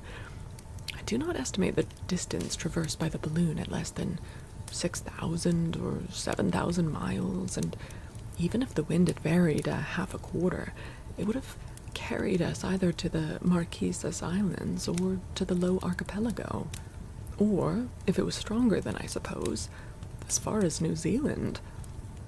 Now, if this last hypothesis is correct, our return home will be easy. English or Maoris, who shall always find somebody with whom to speak. Or we shall always find somebody with whom to speak. If, on the other hand, this coast belongs to some barren island in the Micronesian archipelago, perhaps we can reconnoiter it from the summit of this mountain, and then we will consider how to establish ourselves here as if we were never going to leave it. Never, cried the reporter.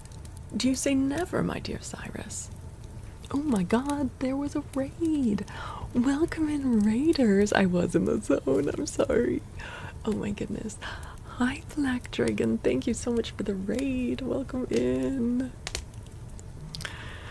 How was your stream? You guys make sure you are following Black Dragon Tavern Gaming. They have lovely reading and storytelling streams over there. Hi, hello, welcome. How are things going? Hi, Maddie. Good to see you. You clipped that. Oh my goodness. Hi, Milu. Booking is important for a book trade. It's true. I was booking hard. You were in the Prince of the Blood this evening. Quite a rambunctious evening. Hell yeah. Well, hello everyone. We are continuing on with our reading of The Mysterious Island by Jules Verne. We are in chapter 9 at the moment. I did want more clips. Yeah. I appreciate it. I appreciate it. Well, Trace, it's about some men that are shipwrecked on probably an island. And I think, I don't know, this might be spoilers, but I think the island might be mysterious. But I've never read this book before, so I honestly don't know what happens.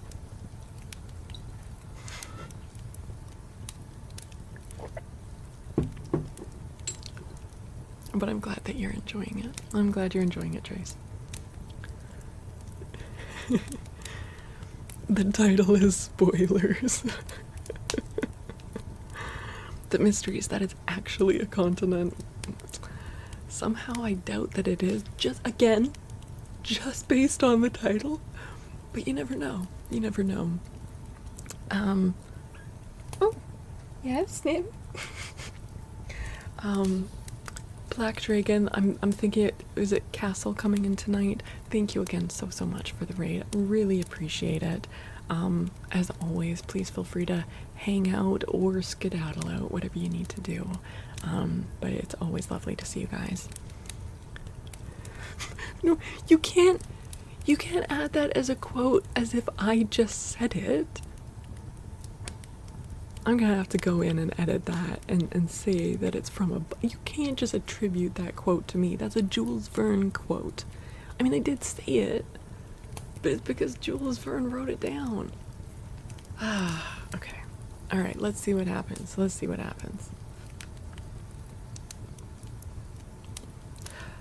It is better to... Right, so Cyrus has just said, like, there's a chance we'll be on this island forever. It is better to put things in their worst light at first, answered the engineer, and to reserve those which are better, as a surprise. Well said, replied Pencroff, and we hope that this island, if it is an island, will not be situated just outside of the route of ships, for that would indeed be unlucky. Well, we will know how to act after having first ascended the mountain, answered Smith. But will you be able, Mr. Smith, to make the climb tomorrow? Asked Herbert. Well, I hope so, answered the engineer. If Pencroff and you, my boy, show yourselves to be good and ready hunters.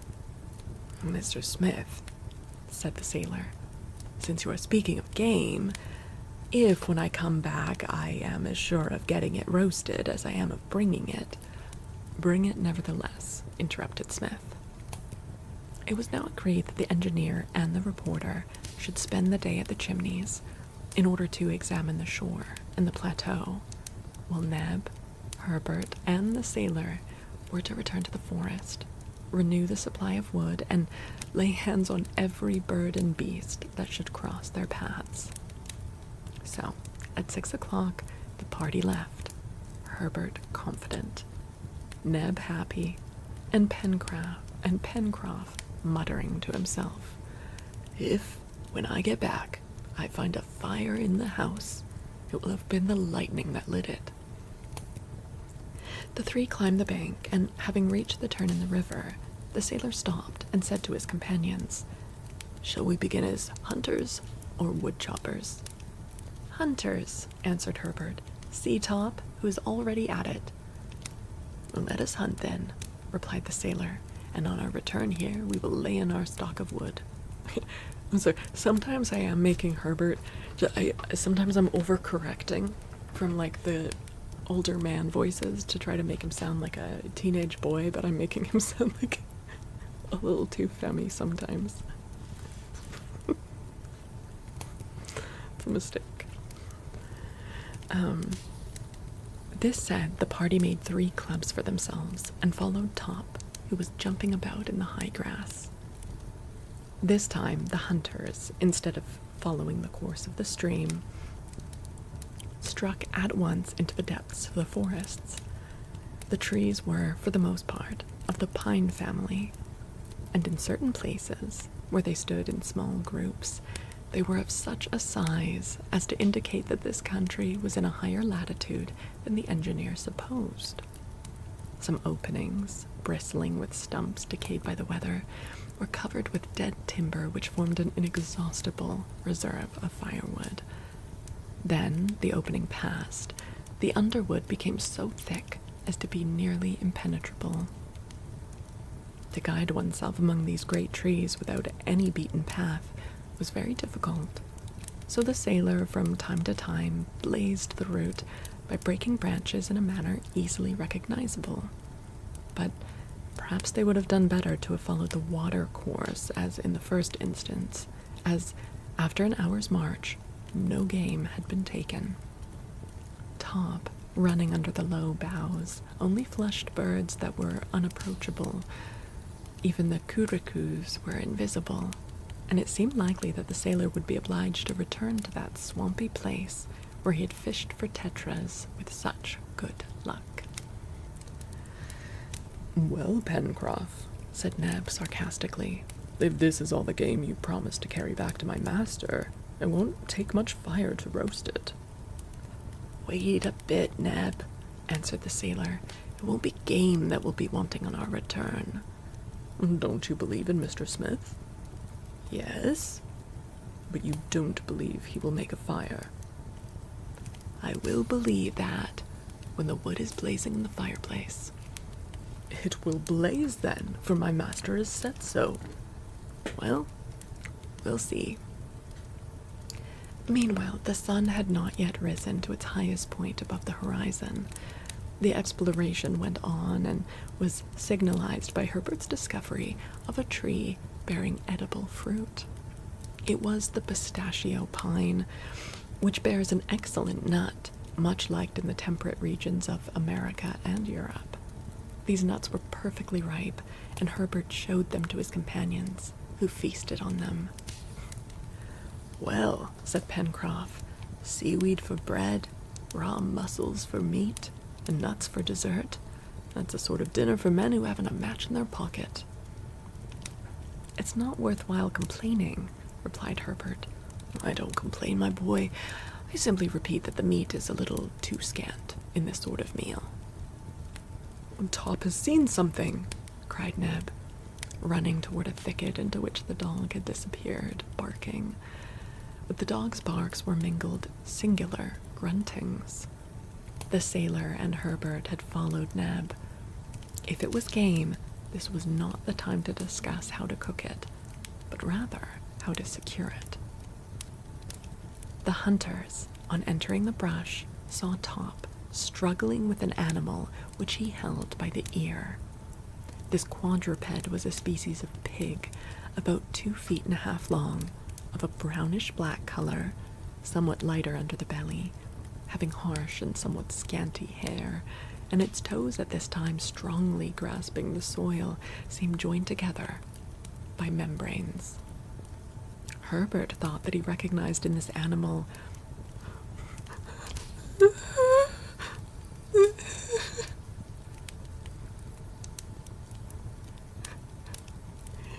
what do you think it is? Now, it doesn't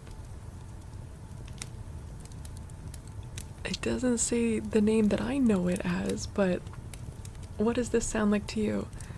Herbert thought that he recognized in this animal a cabiai, or water hog, one of the largest specimens of the order of rodents. I'm sorry, is this a capybara? It sounds like a capybara. It's got webbed feet. Largest rodent. Apparently they are decently tasty. Hi, Tyra. What? Since when do I have webbed feet? What? Stop adding weird things to the lore. Yeah, we got capybara pigs. Oh, I gotta look at it. Wait, is that a puppy? That's, oh my god, that's Top grabbing onto the capybara, and the capybara is just like chill about it. They are our friends, it's true. It's true. Stop lying about people's feet. I would eat capybara if I was hungry, for sure. They are technically fish, you know, according to the Catholic Church.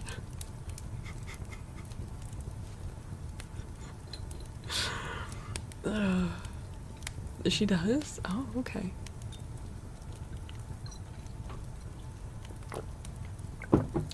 Fitch, you've got a lot of energy. Do you need to go run around the block?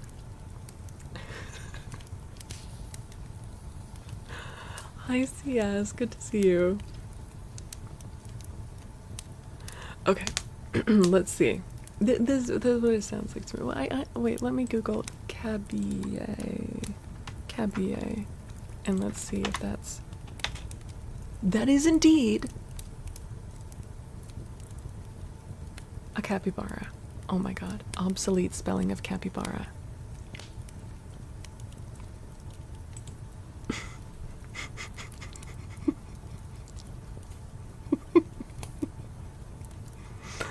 Wait, the Grand Peaks. The Grand Peaks. Please don't DM me your wife's feet. Especially not without talking to your wife. I don't need those pics.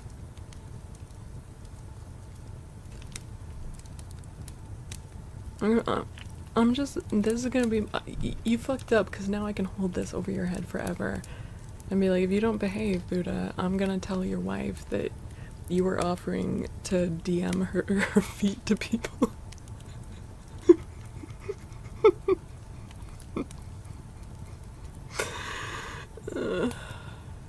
Okay.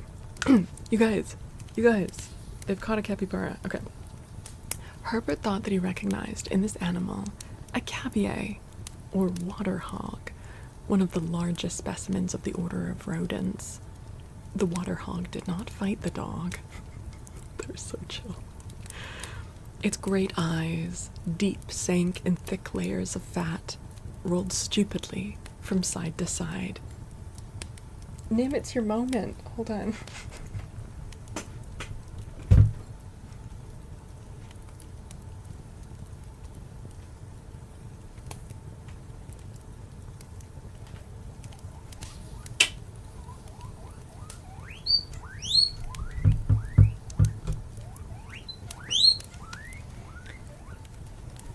The water hog did not fight the dog.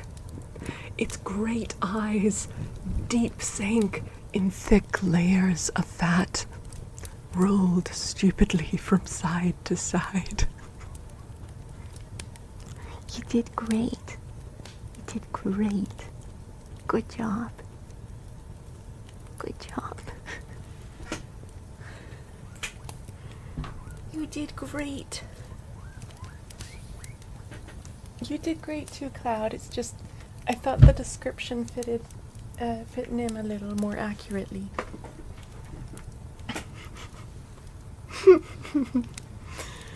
Well done. Yeah. Great job. Yeah. Do you come from a mysterious island? Do you? Oh no. You mysterious island pig. You're in love with my pigs. They are very lovely. No, Cloud, it's because you don't look as much like a capybara. You have elegant locks.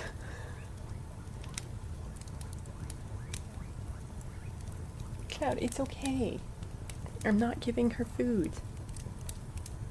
Oh, okay. Well, now I'm just cuddling you because you're so cute. Okay.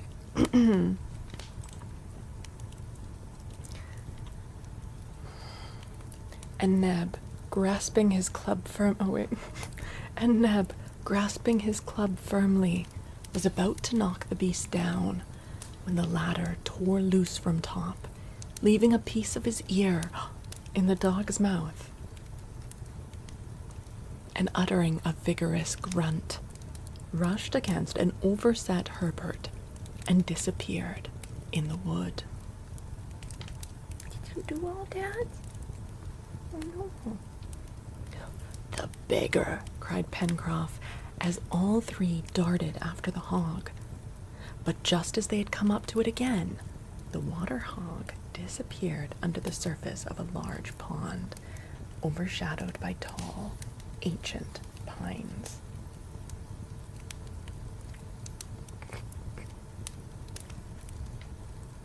The three companions stopped, motionless. Top had plunged into the water, but the cabiai, hidden at the bottom of the pond, did not appear. Wait! Can you hear Cloud chattering her teeth? Cloud! Baby, yes, I hear you. Should I... Okay, let me put Nimbus back. Okay. Thank you for the help, though. You did a wonderful job. Such a good job. Yeah. Here we go.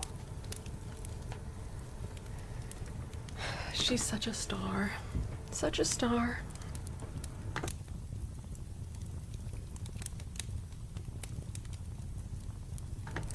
Also, hi Sugar Socks, welcome in. And Allie, hi. Name is Grab Cloud. She's fine. She's just having a drink of water. The way she turns her head when she drinks.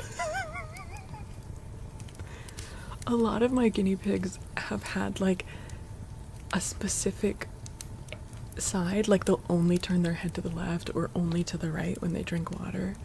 It's so funny.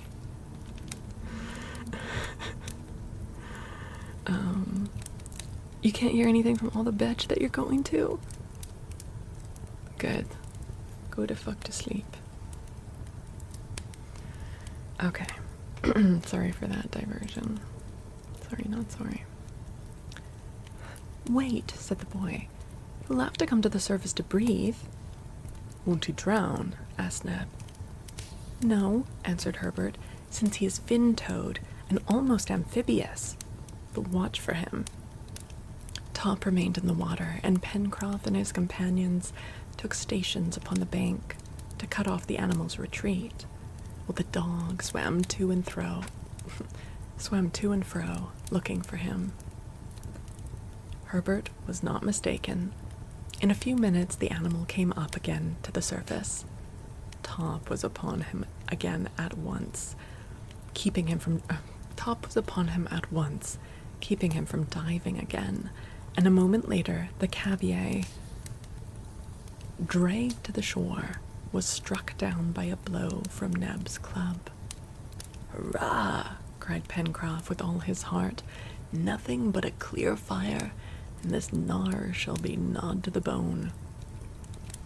Pencroff lifted the carcass to his shoulder, and, judging by the sun that it must be near 2 o'clock, he gave the signal to return.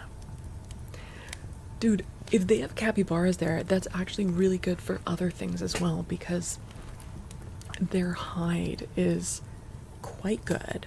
Apparently the leather of their hide is sought after because it is kind of unique in that it can stretch in all directions. And if you left the fur on it, they've got kind of like a water repellent aspect to them since they're semi-aquatic, so being able to make like bags or coats or whatever out of them.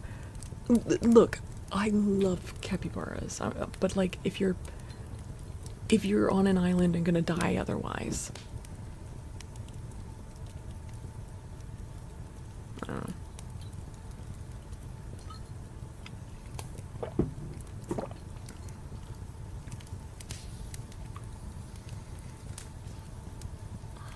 They are adorable. I truly love them, yeah.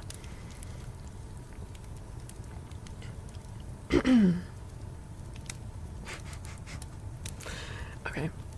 Top's instinct was useful to the hunters, as, thanks to that intelligent animal, they were enabled to return upon their steps. In half an hour they had reached the bend of the river.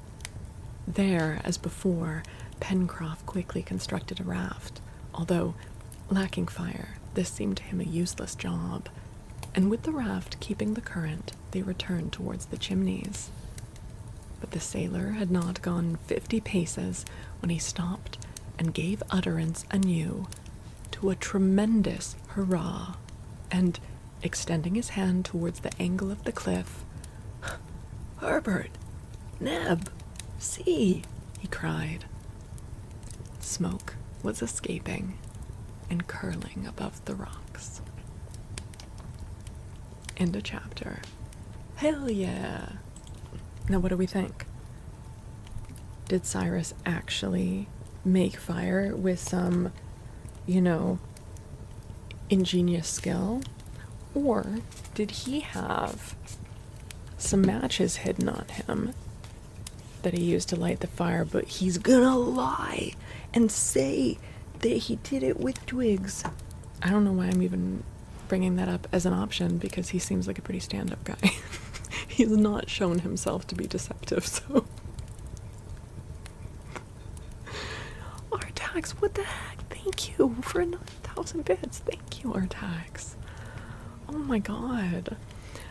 One more. Oh, it's tempting, but I'm also, well, how long have we been streaming? We've been streaming for just over 3 hours.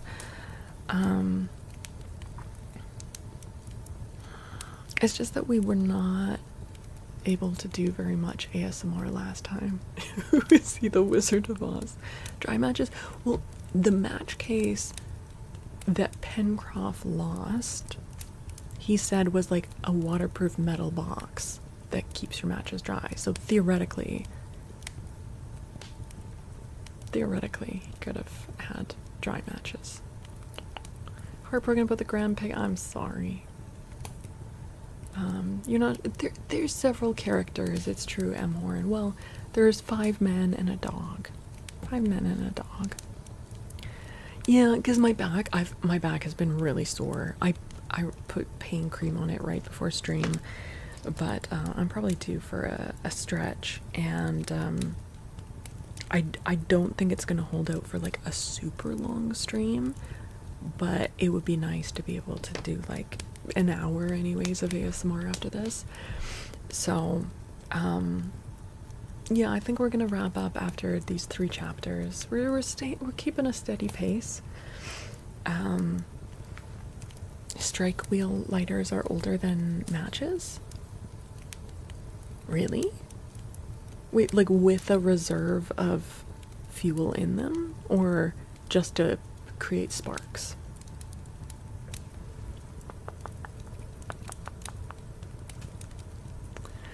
But yeah, this is awesome. I'm so enjoying this book. And not gonna actually go into, I don't even think the dude's there anymore, and not going into the conversation, but just one of the things that I like about us kind of just like trying out, I've discovered, like, I've read authors with you guys that I had never read before and discovered that I really loved their work, you know? It is really, really great to dive into these old books. Some really wonderful stories. 3 chapters per stream is nothing. Yeah, like it's not the longest chapters we've seen from a writer, but they're not short either. Yeah, we've been live on YouTube for 2 hours, so 2 hours of reading. Okay, so we are going to wrap up on YouTube, but we're going to keep going on Twitch, and in fact, shortly we will be going live on the other YouTube channel, which is where I do traditional ASMR triggers. So if you wandered in off of YouTube and found us tonight, and you would like to keep hanging out for a little bit more tonight, please feel free to come on over to Twitch and or sub to my other YouTube channel. Sean has just popped those links in chat, and they're also on, you know, my main page bio description. But yes, if you enjoyed this, please drop a like. Please make sure you're subbed to the channel. We are working on growing for the YouTube partner program, and it makes a huge difference. Thank you to everyone who watched over here. I really appreciate it. And I hope to see you guys again. And next, it will be Sunday night.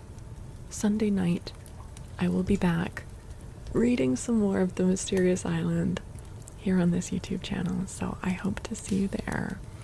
Have a wonderful night. Okay. Bye, YouTube. Bye, YouTube.